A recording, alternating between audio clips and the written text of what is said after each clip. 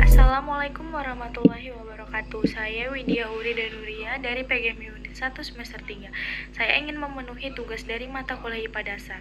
Nah, jadi di sini saya akan membahas tentang apa sih quantum learning dan multiple intelligence. Di sini yang pertama saya akan menjelaskan tentang quantum learning.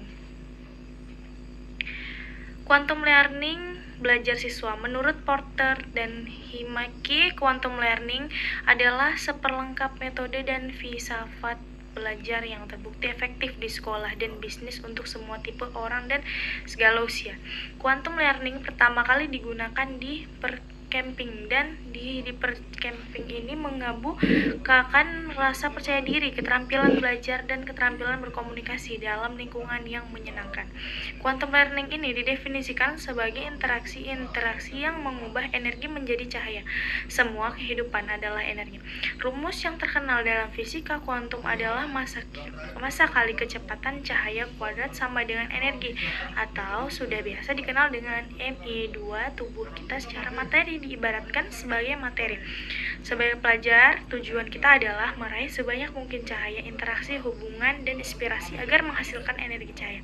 Porter Heinecke, quantum learning berakar dari upaya Lozanov, seorang pendidik yang berkerap kebangsaan Bulgaria yang bereksperimen dengan apa disebut sebagai sugestologis. Prinsip adalah bahwa sugesti dapat dipastikan mempengaruhi hasil situasi belajar siswa. Proses belajar siswa akan menjadi efektif dan bermakna apabila interaksi antara siswa dan sumber belajar dengan materi, kondisi ruangan, fasilitas, penciptaan suasana, dan kegiatan belajar yang baik. Menonton diantaranya melalui penggunaan musik, pengiring, interaksi ini berupa kreatif siswa dalam mengikuti proses belajar. Menurut De Porter dan Himeki, dengan belajar menggunakan quantum learning ini akan didapatkan berbagai manfaat, yaitu bersikap positif, meningkatkan motivasi, keterampilan belajar seumur hidup, kepercayaan diri, sukses atau hasil belajar yang meningkat. Kedua, penerapan quantum learning dalam pembelajaran IPA di sekolah ini berdasarkan dalam kegiatan belajar di kelas. Quantum learning ini menggunakan berbagai macam metode, ceramah, tanya jawab, demonstrasi kerja kelompok, eksperimen, dan metode pemberian tugas. Menurut Zuckerman, dalam skenario, metode ceramah bermanfaat untuk mengetahui fakta yang sudah diajarkan dan proses pemikiran yang telah diketahui serta untuk merangsang siswa agar mempunyai keberanian dan mengemukakan pertanyaan, menjawab, atau mengusulkan pendapat.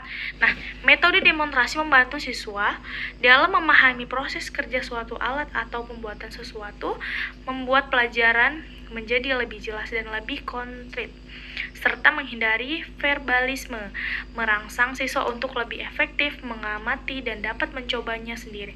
Metode kerja kelompok akan membuat siswa aktif mencari bahan untuk menyelesaikan tugas dan menggalang kerjasama dan kelompokan dalam kelompok. Metode eksperimen membantu siswa untuk lebih aktif di dalam kelas. Nah, yang kedua adalah multiple intelligence. Teori multiple intelligence adalah teori kecerdasan yang membedakan kecerdasan menjadi lebih spesifik dibandingkan dengan sebelumnya yang melihat kecerdasan sebagai kemampuan umum, sehingga sering disebut sebagai faktor G, sehingga sistem pendidikan secara umum lebih condong ke penerapan model linguistik dan penilaian sampai ke batas yang lebih rendah, menuju modalitas logo kematematikaan juga akan. Tetapi menurut Gardner, kecerdasan adalah sambilan kemampuan khusus yang saling berbeda. Menurut individu memiliki kesembilan kecerdasan tersebut, yang membedakan adalah jumlah proporsi masing-masing kecerdasan tersebut. Gardner menegaskan adanya perbedaan tentang sistem pendidikan yang mengasumsikan setiap orang pendapat mempelajari materi pelajaran yang sama dengan bahwa keseragaman dapat digunakan pembelajaran siswa. Nah, telah terjadi pergeseran yang signifikan dalam sejarah pendidikan, pergeseran dari pendekatan yang berpusat pada guru tradisional untuk berpusat pada pembelajaran. Untuk waktu yang begitu lama, pendidikan dan kepala sekolah telah banyak khawatir dengan menanamkan pengetahuan dan cara yang seragam dan memberikan siswa beberapa kursus sebelumnya disiapkan. Hal ini menyebabkan menciptakan berpusat pada pelajar. Untuk waktu yang begitu lama, pendidik juga dan kepala sekolah telah banyak khawatir dengan menanamkan pengetahuan dengan cara yang seragam dan memberikan siswa beberapa kursus sebelumnya disiapkan. Hal ini menyebabkan penciptaan stereotip para siswa telah menjadi korban dari instruksi cara tradisional yang ditujukan pada semua siswa dengan cara yang sama. Pendidik mulai memperhatikan dampak yang efektif pada peserta didik. Faktor dapat membawa dalam proses pembelajaran. Pendidik dan psikolog mulai melihat pendidikan sesuai dengan perspektif lain. Mereka menyimpulkan kebutuhan untuk merawat peserta didik merupakan perbedaan individu. Nah, dan gaya belajar karena mewakili pembangunan metode pembelajaran mereka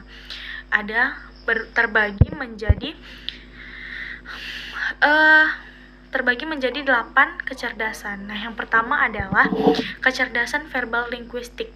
Kecerdasan verbal linguistik adalah kemampuan untuk menggunakan bahasa, termasuk bahasa ibu dan bahasa sebahasa asing, untuk mengekspresikan apa yang ada di dalam pikiran dan memahami orang lain.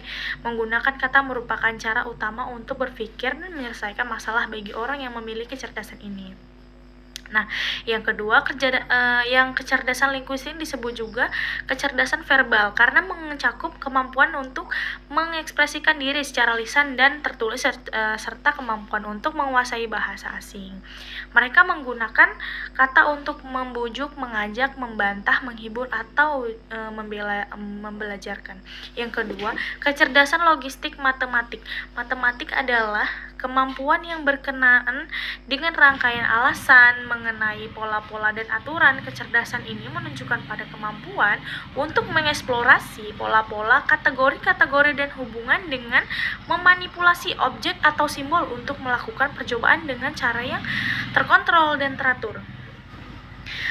Kecerdasan matematika juga disebut juga kecerdasan logis dan penalaran karena merupakan dasar dalam memecahkan masalah dengan memahami prinsip-prinsip yang mendasari sistem kausal atau dapat memanipulasi kuantitas dalam operasi. Oleh karena itu, orang yang kuat dalam kecerdasan ini sangat senang berhitung, bertanya, dan melakukan eksperimen. Yang ketiga, kecerdasan visual spasial. Kecerdasan visual adalah kemampuan untuk memahami gambar-gambar dan bentuk. Orang yang memiliki kecerdasan ini cenderung berpikir dengan gambar dan sangat baik ketika belajar melalui presentasi, visual, film, gambar, video, dan demonstrasi yang menggunakan alat peraga. Mereka juga sangat menyukai aktivitas menggambar, mengecat, mengukir, dan biasa mengungkapkan diri mereka melalui aktivitas seni. Mereka juga sangat baik untuk membaca peta, diagram, dan menyelesaikan teka-teki. Juga kecerdasan visual disebut juga kecerdasan spasial karena mencakup kemampuan untuk menggambar bentuk dan ruang suatu objek. Nah, memikirkan bentuk sehingga memungkinkan seseorang untuk mengetahui di mana dia berada dan kemampuan untuk memotret dunia. Yang keempat, kecerdasan berirama musik. Kecerdasan berirama musik adalah kapasitas berpikir tentang musik seperti mampu mendengar, mengenal, mengingat, dan bahkan memanipulasi pola-pola musik. Apa sih itu? Nah, orang-orang juga memiliki kecerdasan musik dianggap memiliki apresiasi yang kuat terhadap musik dengan mudah mengingat lagu-lagu dan melodi, mempunyai pemahaman tentang warna nada dan komposisi dalam membedakan perbedaan antara pola nada dan pada umumnya senang terbenam dalam musik. Kemampuan memainkan instrumen datang dengan alamiah pada diri orang yang memiliki kecerdasan musik. Kecerdasan musik juga meliputi kemampuan memersepsi dan memahami pencipta dan menyanyikan bentuk-bentuknya. Yang kelima, kecerdasan jasmaniah, kinestetik. Yang kelima, kecerdasan jasmania kinestetik. adalah kemampuan untuk menggunakan seluruh tubuh dalam mengekspresikan ide, perasaan, dan menggunakan tangan untuk menghasilkan atau mentransformasi sesuatu. Orang yang memiliki kelebihan dalam kecerdasan kinestetik cenderung mempunyai perasaan yang kuat dan kesadaran mendalam tentang gerak-kegerakan fisik, merupakan kemampuan mampu berkomunikasi dengan baik melalui bahasa tubuh dengan sikap dalam bentuk fisik lainnya. Mereka juga mampu melakukan tugas dengan baik setelah melihat orang lain melakukan terlebih dahulu, kemudian meniru dan mengikuti tindakannya. Namun, orang memiliki kecerdasan ini merasa tidak tenang ketika duduk di dalam waktu yang relatif lama, dan bahkan mereka bosan jika segala sesuatu yang dipelajari atau disampaikan tanpa disertai dengan tindakan yang bersifat demonstratif. Yang keenam, intrapersonal. Kecerdasan intrapersonal adalah kemampuan untuk membaca tanda dan isyarat sosial, komunikasi verbal dan nonverbal, dan mampu menyesuaikan gaya komunikasi secara tepat. Yang memiliki kecerdasan interpersonal yang tinggi melakukan negosiasi hubungan tentang keterampilan dan kemahiran karena orang yang tersebut mengerti kebutuhan tentang empati, kasih sayang, pemahaman, ketegasan, dan ekspresi dari kebutuhan dan keinginannya. Nah, orang seperti ini mengetahui bagaimana pentingnya berkolaborasi dengan orang lain, memimpin ketika diperlukan, mengikuti jika keekstrovert ini sangat diperlukan kerjasama dengan orang-orang yang memiliki keterampilan komunikasi dan yang berbeda-beda. Kecerdasan interpersonal berhubungan dengan konsep interaksi dengan orang lain di sekitarnya. Interaksi yang dimaksud bukan hanya sekedar berhubungan biasa saja seperti berdiskusi dan membagi suka dan duka, melainkan juga memahami pikirannya, perasaan, dan kemampuan untuk memberikan empati dan respon. 7. Kecerdasan intrapersonal. Kecerdasan yang bersumber pada pemahaman diri secara menyeluruh guna menghadapi, merencanakan, dan memecahkan berbagai persoalan yang dihadapi. Yang memiliki kecerdasan ini cenderung memiliki kesadaran diri yang tinggi, di mana mereka mampu memproses tujuan yang jelas tentang segala sesuatu dilakukan sekarang dan masa yang akan datang.